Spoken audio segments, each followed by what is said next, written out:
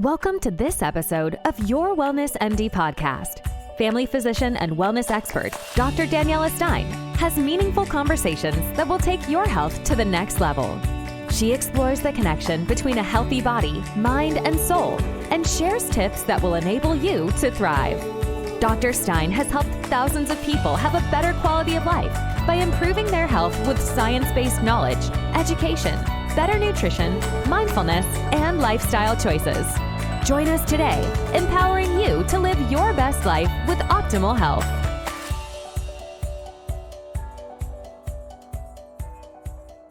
Good day and welcome. I'm Dr. Daniela Stein and I'm so excited to have Bonnie here today. Bonnie is going to tell us everything that you need to know about curing your inflammation with your diet. It's going to be incredible. This is the best episode. You're going to want to listen to this episode 2 or 3 times. Bonnie, thank you so much for being here. Daniela, thank you so much for having me. It's a pleasure. So Bonnie, you're a nutritionist. Tell me a bit about that. What is a nutritionist? Where did you get training? So I decided to study nutrition because of my own inflammation issues. So we'll get into that.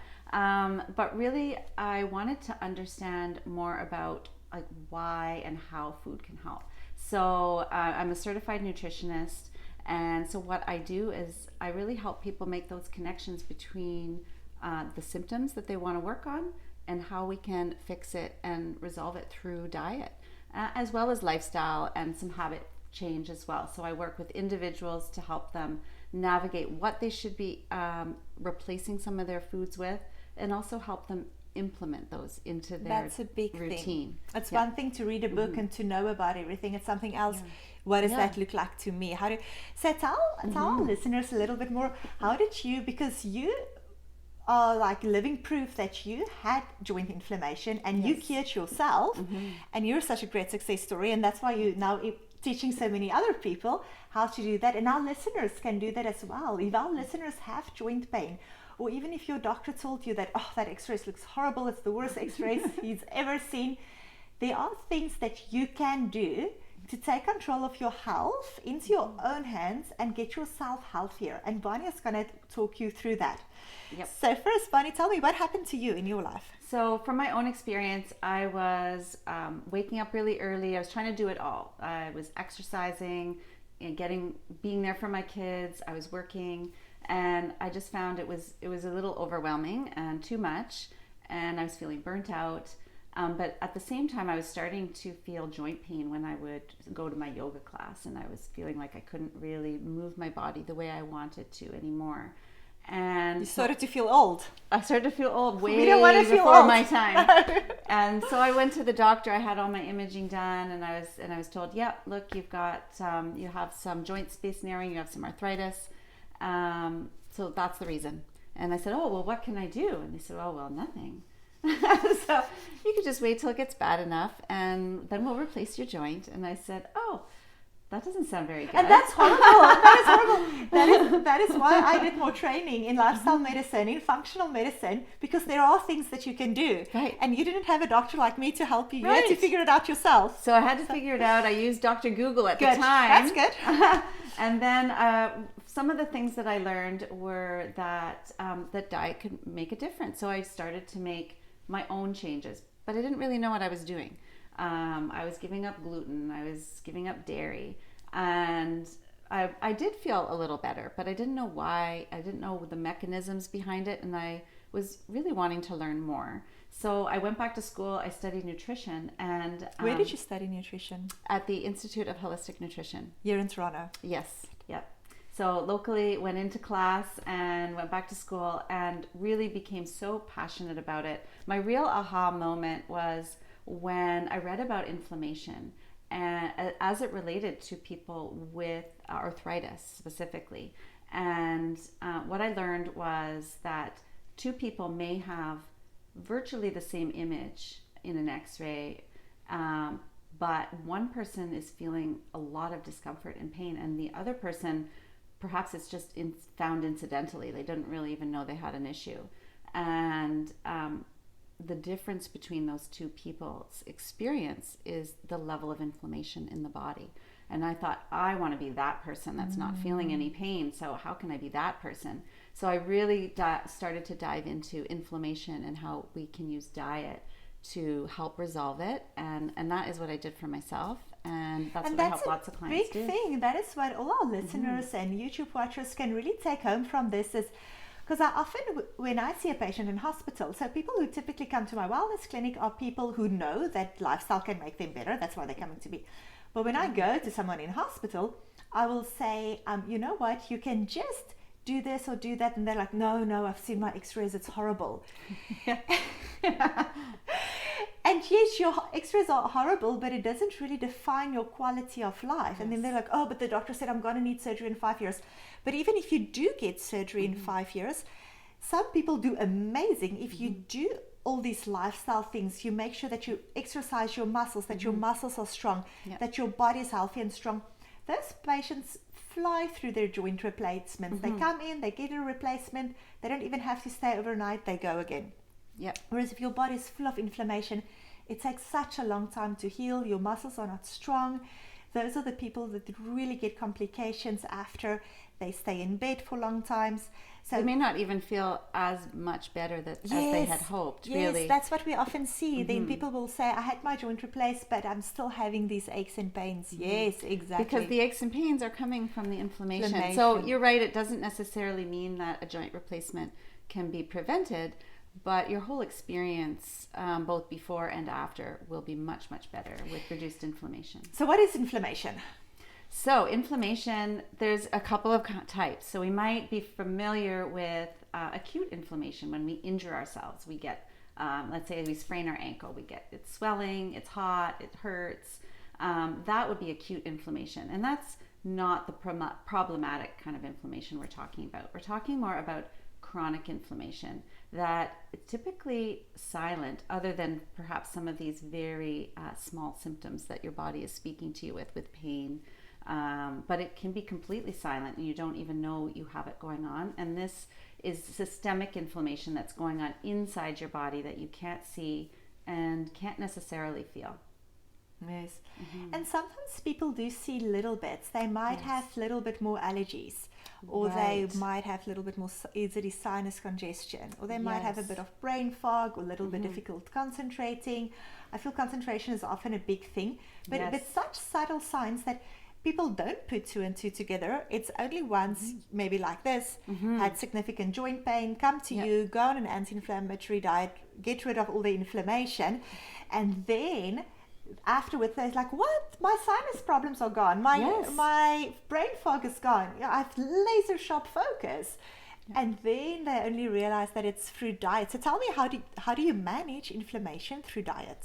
So definitely we want to be pulling out the inflammatory foods, and then adding in the anti-inflammatory foods. And you're right, when we start to make changes, what I often will do is make a list of all the symptoms someone is coming in with, because so often when we make changes to the diet, we can start to tick off all the symptoms that feel better, which is amazing and very motivating to keep going. But specifically in terms of diet, we want the inflammatory type foods are going to be processed sugars, processed flour type foods, and processed fats. So what's examples of that? So yeah, great. So sugars, we probably know, are candies, cookies, cakes, things like that are going to be sugary type foods. Flour type foods will be our bagels, our breads, pastas, wraps, things like that. And then our processed fats will be deep fried foods, chips, and even hot dogs and things like that as well. So for people to go on this anti-inflammatory diet, so you're taking away, but then the bigger thing is to put back the good things. Yes. But then when you're taking away, does it mean that people cannot have hot dogs ever again? Oh, definitely a one-off of any of those things is not going to be harmful. So it's not an all or nothing mindset. Right. You can still go to a birthday party, go to your colleague's 50th and have a slice of cake. The bigger thing is really what we're doing at home, with that constant. It's what you're doing 90% of the time when you're at home. And when you do that, you might actually notice you don't feel as well when you veer off and have the piece of cake. I actually had one of my kids actually went to a birthday party, And we weren't having, at this point, I'd made a lot of changes in our house, so we weren't having a lot of sugar at all or any of these types of foods in our home. But at the same time, I wasn't preventing them from eating it whenever they wanted. They were at a birthday party, and one of my kids came home and said, "Oh, I really don't feel well." I said, I think it's probably the pizza and the cake. And there's nothing like experiencing that for yourself. And just mom telling me not to eat this and eat that. Yes. But it goes for us as well. Yeah. So even for my clients, when they've really cleaned up their diet and they're feeling great, and then they decide they're going to go off and they don't feel well, they really start to associate the unwell feeling with the food they ate. And then the desire to eat it is much more diminished, and they'll eat it less and less often. Okay. So we want to avoid these foods, and then also foods that have toxins in them. So a lot of our foods are really processed foods. All the food processing chemicals and additives and preservatives, those are all things that are inflammatory for sure. Yeah. To look out for and to be aware, because quite a lot of people are not aware of that. So just look at the list of things that's on your food products. And if there are things with little stars and little numbers, those are not really healthy foods, right? These are the additives. And it might even, if you look up those additives, I found that sometimes we have additives in our food that is illegal and banned in other European countries.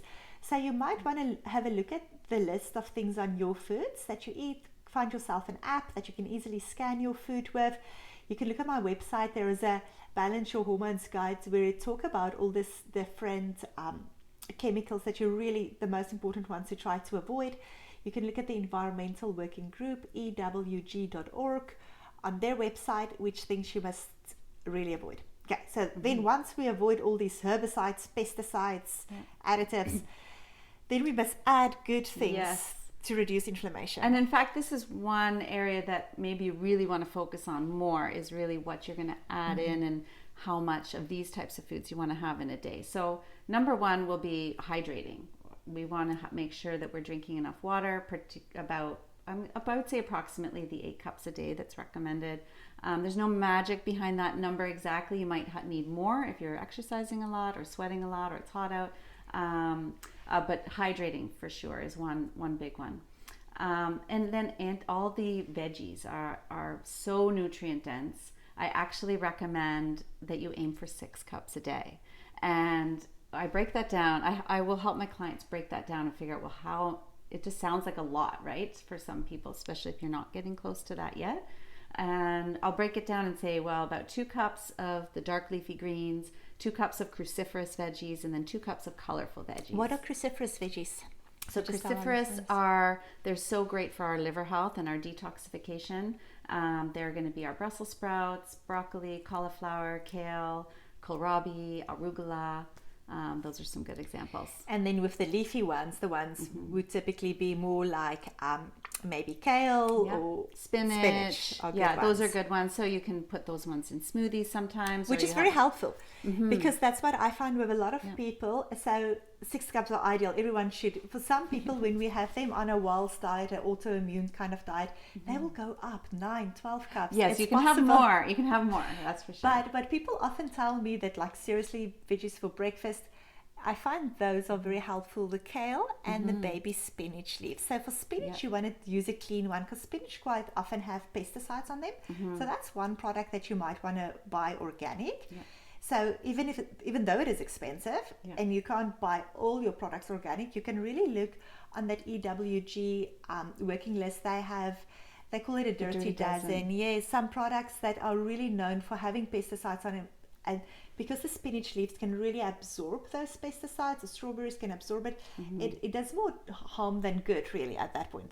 So, but yes, that's very helpful because you can get this whack load of smoothies, and you can see on my Insta, I often post when I have smoothies, you can get quite a lot of spinach leaves. And what I do with my kale is after I washed it and chopped it up, I freeze it. Oh, that's a good idea. Because frozen kale, if you put that into a smoothie, it just kind of grinds up easier. Yes. You can also put it in with eggs too. So both of those veggies, when they're heated, they really shrink down, and you can get a lot more than you realize. And so if you're having eggs, you can toss a little bit of that in with those veggies and with eggs too. I like that. So when I cook with my kids, especially my son, if he makes like a lovely spinach, a lovely pasta dish, I'll say, oh, let's just add a little bit of green at the end, and I'll put like, and you're like, no, what are you doing to my food? Because I'm just adding spinach. But then as you heat it and as you stir it, it just becomes very little. Exactly, it's very small. Yes. Yep. Okay, so you said first to avoid inflammatory foods, Yep. then to add anti-inflammatory foods, and you start doing that by 6 cups of veggies. 6 cups of veggies is really important, and anytime you can add some other real anti-inflammatory foods like turmeric that has our curcumin in it, ginger, garlic. These are all things that really help to reduce inflammation. Garlic and onion, you can add that to so many dishes. Yes, so that is also something new I learned. So I used to be just I have 3 kids, and I work full time, so I used to be very quick on making dinner. It was just things that are quick. Yeah.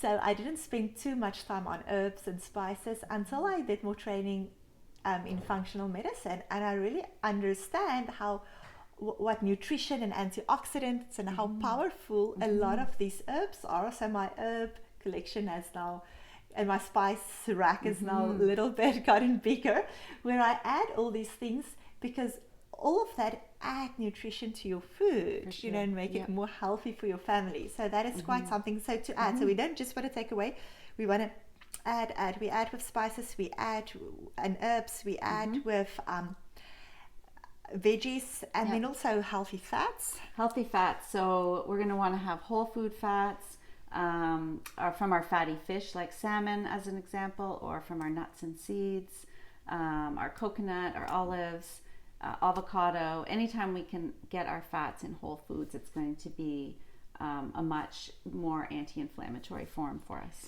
Yes, and that is, so when do people come to you? Why would people want to go on this diet? What types of inflammation does people come to you? So when people are feeling inflammation, they may be actually feeling it in their joints, but other sort of little signs of inflammation is fatigue, sinus issues, like you mentioned. That's an immune response. So digestive issues, we may have gut inflammation. So that's a big one, right? Because people will tell you, oh, I can't eat all these veggies and beans because of my gut. But no, we first have to fix your gut. That's exactly it. So issues. It's a balance, right? You can't just start necessarily loading up on the veggies if you can't tolerate it yet. So I'll often start recommending more cooked than raw, because that's easier on the digestive system while we're healing and rebalancing the gut, and making sure we're getting some fiber but not too much. And once the system is stronger, now you can tolerate more and more of those things. Yes. Yeah. And then also, so when we're going through those steps, there's very interesting. Have you ever heard about the Waltz protocol? Yes. So that's quite Terry interesting. Waltz. Yes. So I've had patients who came to me and said they used to have horrible trigeminal neuralgia, where you have chronic inflammation of a nerve in your face. And as a physician, it's very hard to manage that. We can give you anti-seizure medication, but we don't have antidepressants, but we don't have a cure for that. Right.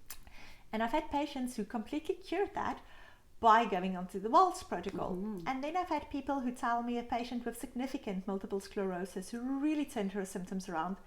She told me she was on the Waltz protocol. Then I had a patient I've had patients as a family physician who's told me about it. So I just quickly Googled, saw what it was about, saw that it's a paleo diet, and I said, oh, well, good for you.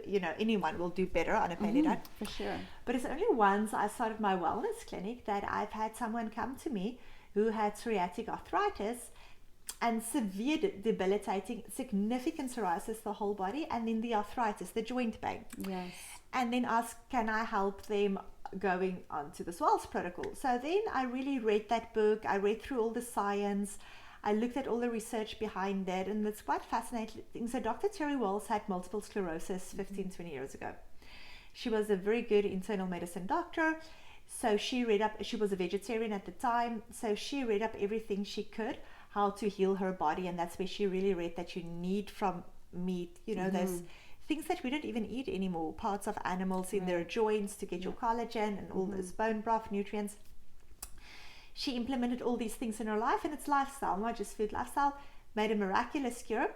But in medicine, what we do is we don't just go case by case. If we see something good, we have to test it onto hundreds of people. So she got a lot of grants, and she really understood that, the research part. So she got grants, she got funding, and this has been now more than 15 years where they've really been studying that on, and you can follow her on social media, look at her website. It's really phenomenal, the work that she's done, where they now research it on thousands of people. And they saw the incredible benefit that people can get from nutrition alone, well, and the whole lifestyle part for autoimmune diseases. So there's been a whole body of research that's been done. So even if you've been diagnosed with an autoimmune disease 10, 15 years ago, and you thought that your medication was the only answer, now there's a wealth of research showing that what you eat can be a game changer for your health, for your nutrition. And I've had incredible success with my patients at the wellness clinic when we put them on these diets, anti-inflammatory diet, where you can literally change your autoimmune disease around completely. It's not that it's a life sentence that you have to have it. You can significantly change your symptoms around. Absolutely, and it's so related. Everything is related. It's so fascinating that when you're mentioning healing autoimmune, it's not just MS, but all autoimmune conditions like the psoriatic arthritis, Hashimoto's, some other things that people have that I've worked with have been struggling with, and it's very much easier to manage with the anti-inflammatory diet. And part of it comes from the fact that we are also rebalancing the gut health as well, because that's often where the root of the autoimmune has come from. So tell us about that. What does the gut have to do with inflammation? Absolutely. So when there's imbalances in our gut, whether a microbiome imbalance or a particular infection or overgrowth, it can create gut inflammation.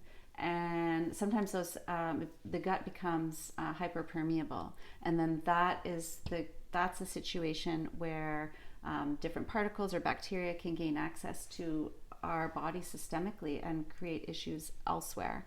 And it depends on our own genetic predispositions where that's going to show up for us.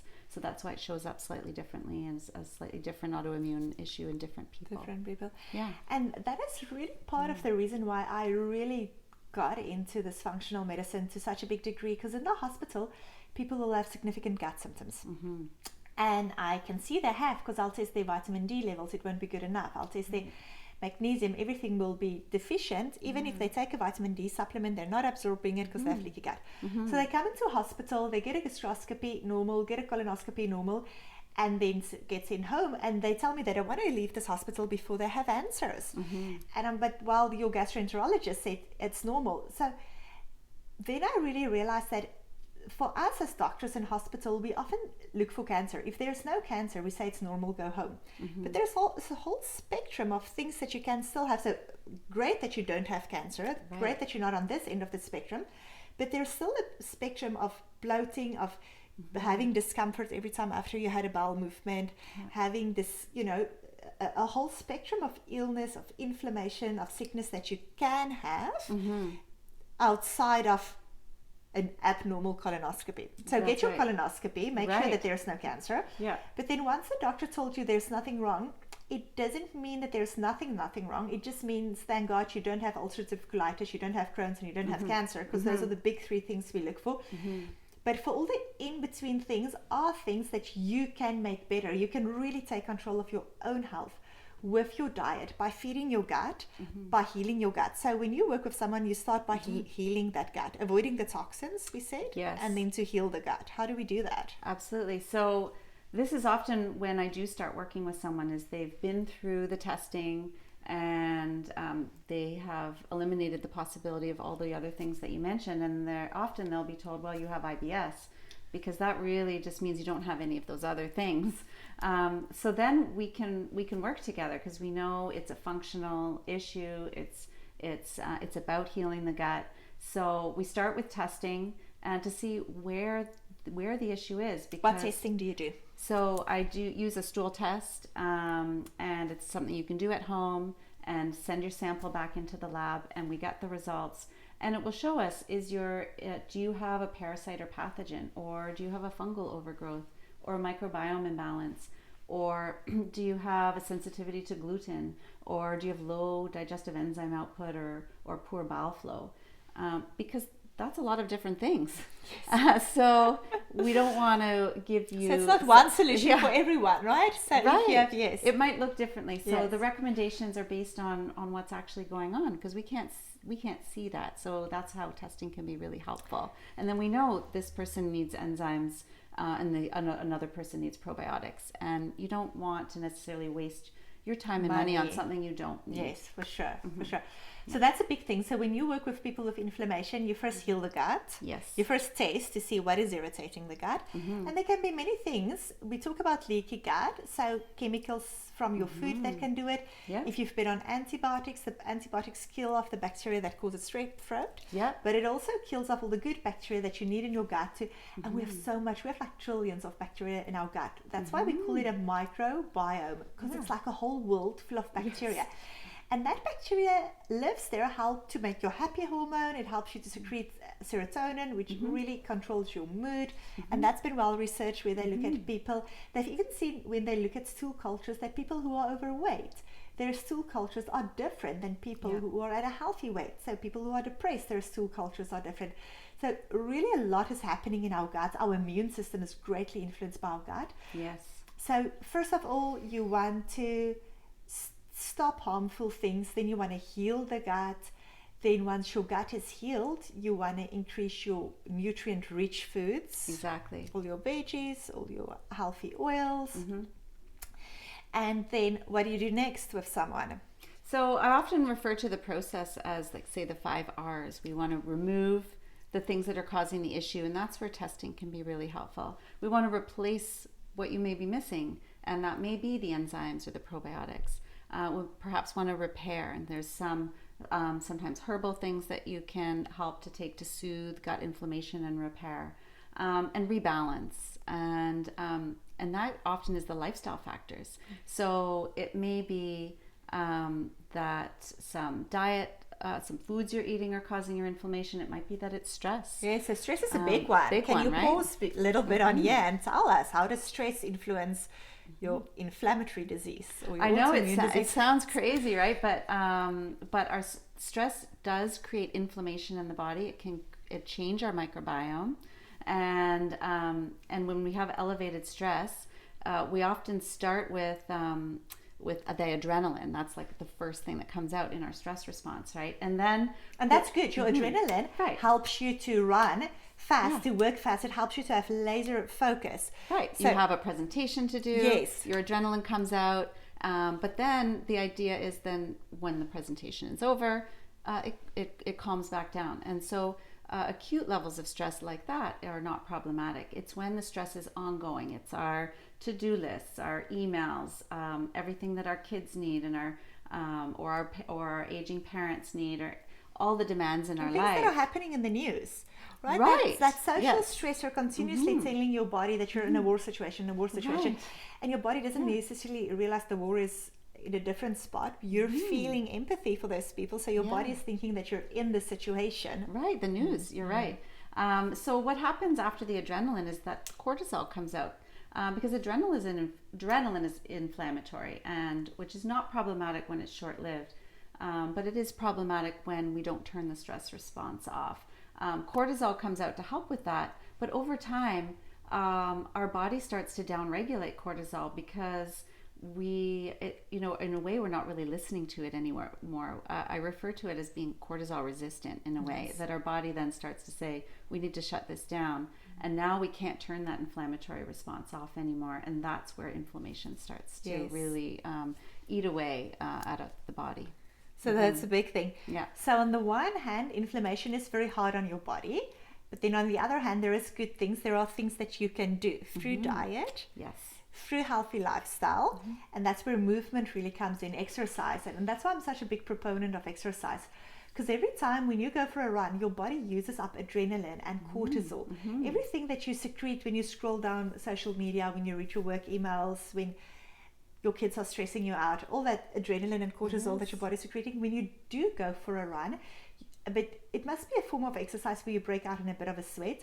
Then your body uses all that adrenaline and cortisol, and it helps to secrete endorphins. That's You'll right. feel happy hormone. That Yes. really helps to calm you. It puts you in a better mind space so that you're more present, more able. And there's quite a lot of research that has shown the positive effect that exercise has on autoimmune diseases and on reducing inflammation.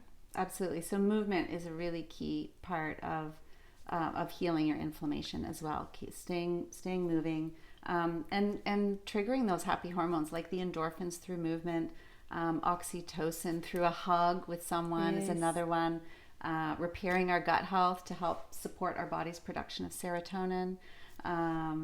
Even little things that help with dopamine is sort of checking things off a to-do list. There's little things you can do to get a dopamine hit as well.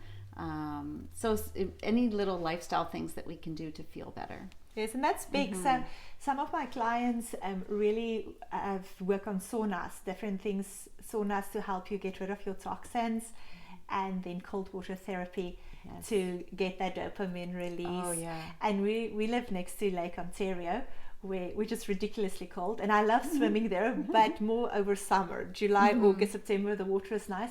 But then some of my friends would go every day throughout the winter. Oh, that's they'll amazing. go and they'll just immerse just to get that health benefits from that cold water immersion. You see it on social media a lot. People dunking themselves in the very cold water, and cold water therapy is great. It's something I use actually regularly. When I turn the shower on, I just get in quickly before it warms up, and that's part of my cold water therapy. Good, that's good. So my dad always used to take a cold shower, and we just would think he's weird. But now that I'm reading through all the research, and as an athlete, we usually, after we would run a marathon in South Africa, they would have these ice baths. That's a blow-up pool full of ice. And then so after you've run your marathon, you can go just soak your legs, and you can get into that with your whole body into the ice bath. Yeah. But now that I'm understanding all the research, it really helps reduce that inflammation in your muscles. My dad did so well by having a cold shower. Good for him. And yes, there are so many things that he taught us that we just thought, oh, he was so weird. But things like, not eating sugar and not eating unhealthy carbs. My dad always had such a, he was a little bit before his time, Right. always doing all these things. Yeah. And now that I have all the science behind it, I'm like, oh my goodness. We should all... He was right. He was right. Look at that. He was right. So thank you so much for your time, Bonnie. This is very insightful. If our readers or listeners, watchers want to find out more, I'm going to put Bonnie's link below. Bonnie works with clients one-on-one to help completely turn your inflammation around. Even if you've had inflammation for years, you can come to Bonnie and she can work out an individualized diet for you to really turn your inflammation around, to get to the root cause. It will really save you so much time and money if you just find the root cause of your inflammation. If you can turn that around, you're going to feel younger. You are going to be younger. You'll see if you have a watch that tells you your fitness age and your physical age, you will notice that after you work through this program of turning around your stress, increasing movement, sleeping better, turning your nutrition around, having less inflammation, how your watch will really start telling you after 6 months, oh, that your age now is younger than your biological age. You can do it. You can live longer. You can be stronger, healthier, have less illness. You really are what you eat. And the links are below, things that you can do. I also have a guide below how to balance your hormones naturally. That's free, that you can download from my website. Thank you so much for listening and for watching. And thank you, Bonnie, for your time. Thanks, Daniela, for having me here. It's been a pleasure. Take care.